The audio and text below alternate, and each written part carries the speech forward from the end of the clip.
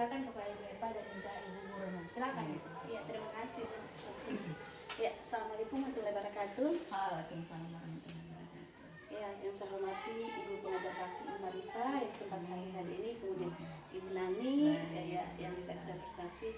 Ya, alhamdulillah telah meluangkan waktu Ibu hari ini.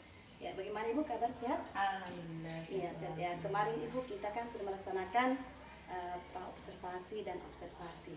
Jadi hari ini kita melaksanakan praktek coaching atau merefleksi yang sudah kita laksanakan mulai dari kemarin. Ya Ibu, ya oke. Di sini Ibu, dari pembicaraan kita hari ini, apa yang Ibu nanti harapkan? Begitu. Saya harapkan yaitu pembelajaran yang coaching kemarin alhamdulillah sudah berjalan dengan baik Bu ya. Yang saya harapkan nantinya dalam proses pembelajaran berikutnya tentunya ini makin menjadi pembelajaran itu lebih bermakna dan selalu berpusat pada murid. Ya baik, berarti ada perbaikan ya Ibu, yang jelas ada perbaikan. Nah, dari pembelajaran yang dilaksanakan nantinya ya. Kemudian ada masukan-masukan juga mungkin. Ya oke Ibu, kemudian bagaimana perasaan Ibu setelah kemarin melaksanakan pembelajaran? Alhamdulillah. Saya merasa lega dan senang ya. Tentunya ini dalam proses pembelajaran ada perbedaan dengan pembelajaran kemarin dengan yang sekarang. Ini kan lebih berdiferensiasi Bu ya. Karena ini kita lihat dari rasa emosional anak ya. Itu kan kita bagi menjadi 3, yaitu ada 3 visual, audio dan juga kinestetik. Ini hal yang baru dan sangat menyenangkan buat saya. Iya baik Ibu, berarti perasaan kemarin itu berasa senang ya. Kemudian kemarin kan Ibu juga ada namanya strategi pembelajaran. Ibu sudah jelaskan tadi sebelum saya tanyakan ya, yaitu strategi ini kemarin. Ya, bagaimana, apakah strategi itu sudah tercapai Ibu? Alhamdulillah. Saya merasa ini terbantu dengan adanya pembelajaran ini karena sudah dibagi 3 ya Ibu, seperti penjelasan saya terdahulu bahwa ada karakteristik anak-anak itu kan berbeda-beda. Kita harus pahami, guru itu semua tahu bahwa ada anak yang cepat dengan audio, ada yang dengan visual, dan ada juga yang dengan kinestetik. Ini sangat membantu, makanya saya bilang ini sangat membantu sekali di mana anak-anak itu bisa memposisikan dirinya seperti apa. Berarti Ibu Nani sudah memahami tentang pembelajaran berdiferensiasi karena sudah mampu mengelompokkan murid menjadi 3 kelompok sesuai dengan kebutuhan belajarnya ya Ibu ya. Kemudian Ibu jelas pembelajaran ini dan namanya tujuan pembelajaran. Kalau menurut Ibu kemarin itu apakah sudah tercapai tujuan pembelajarannya Ibu? Alhamdulillah kalau menurut saya sudah tercapai ya, karena di sini anak-anak sudah bisa memahami. Karena yang saya ajarkan di sini yaitu PKN dengan bahasa Indonesia. Anak-anak sudah memahami karakteristik keberagaman di dalam keluarga besar mereka. Mereka sudah bisa membedakan mana ayah, mana ibu, kakek, nenek dan sebagainya. Mereka juga bisa membedakan aturan-aturan misalnya yang ada di dalam keluarga mereka itu tentunya dengan bahasa yang santun. Di sini masuk bahasa Indonesia. Oh iya baik Ibu, berarti ya kemarin ya saya juga sudah melihat kemarin Ibu itu tentang proses pelajaran Ibu laksanakan, yaitu tujuan pelajaran sudah tercapai di mana murid sudah bisa menyebutkan atau mengidentifikasi mana ayah, mana ibu, bapak, kemudian keluarga besarnya mereka dengan bahasa yang santun. Kemudian juga Ibu satu persatu memanggil anak-anak atau mempersilakan siapa yang bisa, siapa yang mau menyebutkan. Ya baik Ibu, berarti tujuan sudah tercapai walaupun mungkin belum maksimal ya Ibu. Ada satu lagi, selain mereka bisa menyebutkan, bahkan mereka bisa mempraktikkan bagaimana rasa kecintaannya pada ibu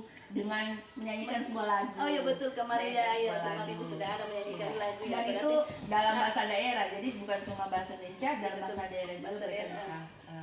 Memang kemarin itu luar biasa pembelajaran Ibu Nani laksanakan ya. Kemudian mungkin area pengembangannya Ibu kemarin itu bagaimana Ibu? Pertama-tama saya harus memahami kebutuhan anak ya. Di sini saya melakukan tes diagnosis awal ya. Jadi anak-anak itu dari tes itu saya sudah bisa mengelompokkan mereka menjadi 3 kelompok tadi itu. Nah di situ saya melakukan strategi pembelajarannya seperti apa. Kelompok yang audio seperti ini, visual begini, dan kinestetik seperti ini.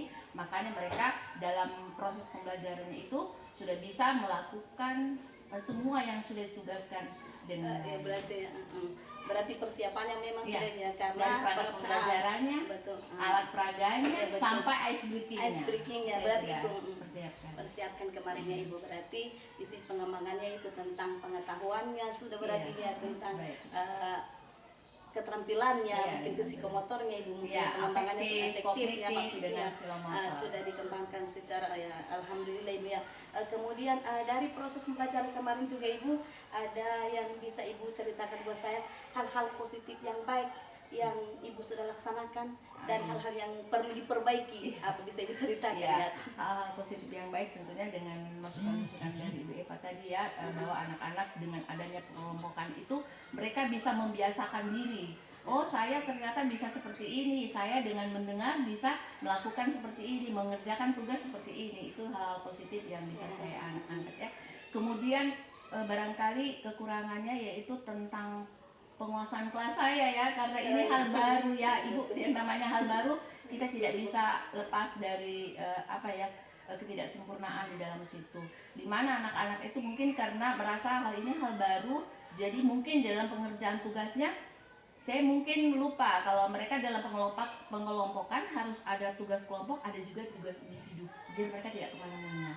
Jadi saya bertanggung jawab dengan tugas kelompok, saya juga harus bertanggung jawab dengan tugas individu saya kira seperti itu. Begitu ya, berarti hal-hal yang baik yang perlu dipertahankan tadi itu tentang mungkin kemarin kan Ibu sudah melaksanakan namanya ice breaking ya, kemudian supaya memancing minat anak-anak tentang mengetahui apa sih itu keluarga, mungkin kemarin itu yang sudah perlu dipertahankan Ibu ya.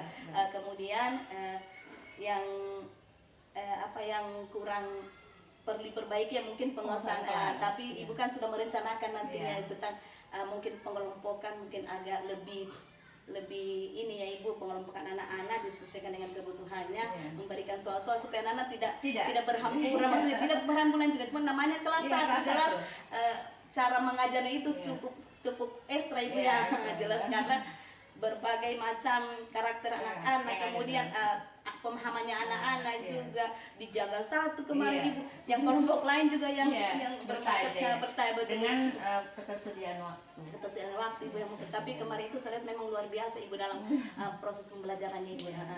Karena sudah ada kemarin juga emosionalnya anak-anak, kemudian sudah ada juga manajemen diri anak-anak kemarin Ibu. Kemudian Ibu kalau begitu Ibu kan sudah merencanakan tadi tentang membuat latihan soal atau apa tadi itu Ibu, kemudian pengelompokan.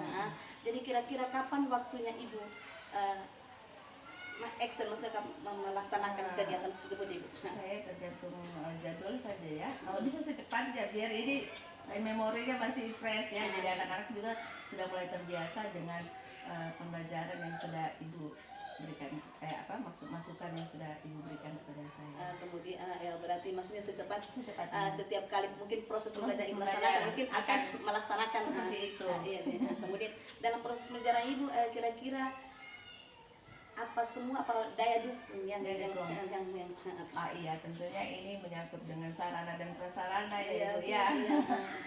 Tentunya ini dengan alat peraga Ibu, karena apalagi kita untuk anak kelas 1 ya, alat peraga di sini memegang peranan yang sangat penting, karena bagaimana mereka bisa mengkontekstualkan apa yang ada dalam pikirannya mereka.